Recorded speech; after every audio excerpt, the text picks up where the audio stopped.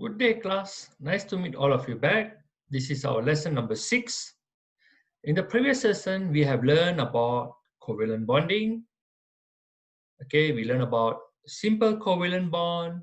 So we learn about drawing single covalent bond, double covalent bond, and even some of you, out of curiosity, you will think about triple covalent bond. Yes, there is triple covalent bond as well. Now, for this week, in today's lesson, we are going to focus about giant covalent bond. Big giant covalent bond, okay? So when we talk about giant covalent bond, okay, many of you could have some ideas about giant covalent bond, okay? So what comes to your mind? Can I see anybody like to share anything when you talk about giant covalent bond? Anybody? Okay, good. Okay, good. So guys, when we talk about giant covalent bond, these are the things of giant covalent bond. So one is diamond. Yes, the real diamond that is used in making up jewelries like ring and chain. And second is the graphite. Yes, the pencil. So guys, diamond and the pencil both are made from the same element. Both of them are made from carbon. Okay. However, one become diamond, the other one become graphite that we use in the pencil. Okay. So today's topic is about that. For this topic, I have one PowerPoint. Okay. And I have one worksheet as well. Okay. And again, as an introduction, I always like to use the first slide that we have used before about bonding. Okay. So we have learned all the 4 types of bonding. We have learned about ionic. In the previous session, we learned about simple covalent. And now we are going to learn about giant covalent. Okay, so this is simple covalent, ionic. All right, all these beautiful pictures.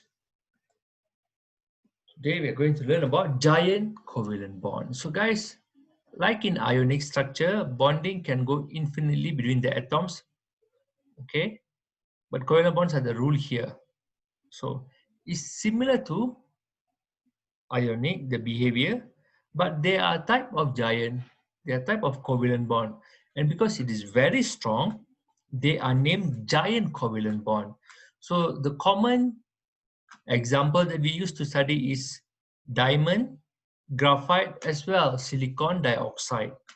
Okay, silicon dioxide is a sand. So giant covalent compound, they have some specific character. Okay, a highly uniform structure, a very strong covalent bond, extremely high melting point, extremely hard, more than the ionic, but brittle. They have uniform repetitive structure and reactive. Normally don't conduct electricity, exception for graphite and silicon. They don't dissolve inside water. Okay, so these are examples today that we are going to learn. We are going to focus on 2 things.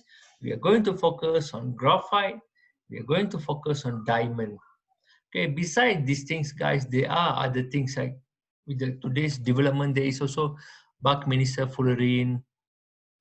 Okay, this example of Buckminster fullerene is also graphene. So all these are example, okay, the latest in this field. Okay, but we are just going to learn about the normal, the very basic, okay, so that we can know when people talk about giant covalent bond, we can see what is that.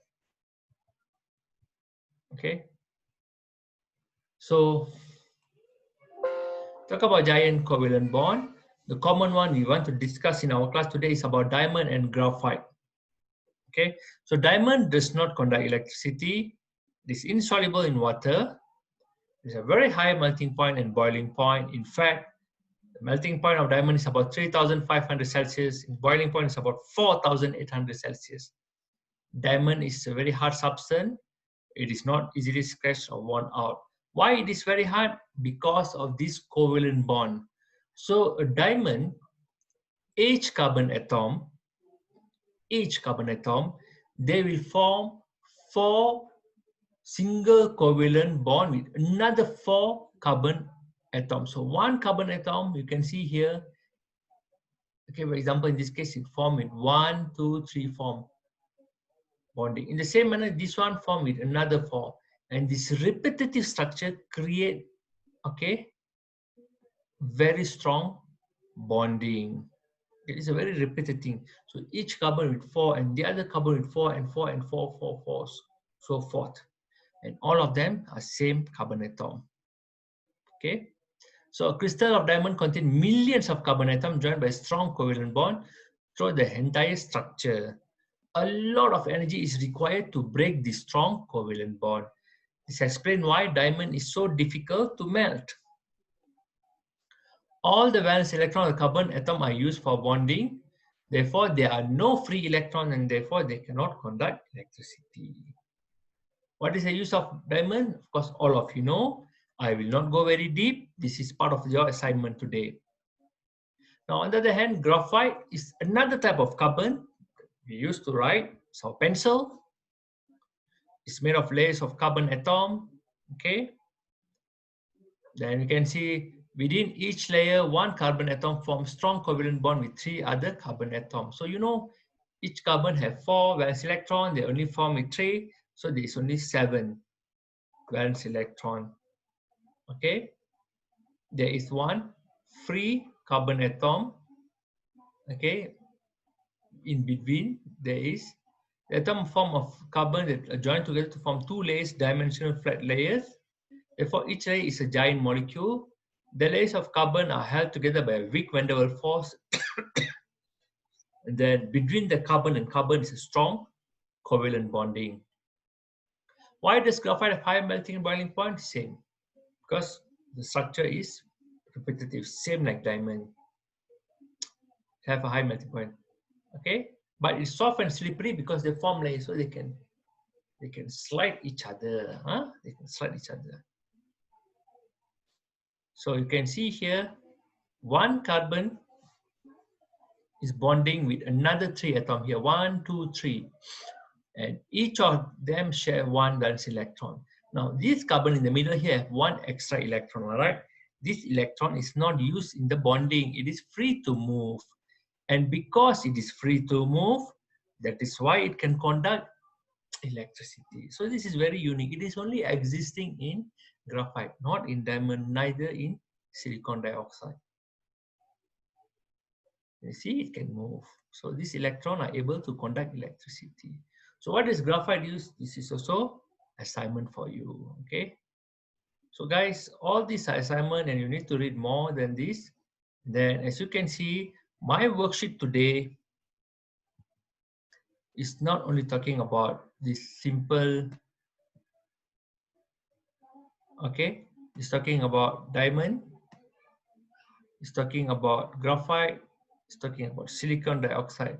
So you need to refer my PowerPoint and find information, and then you're going to write inside here. Okay, so this is the activity for you. Okay, this is the activity for you. Now, if there is any question, feel free to ask me. We will discuss.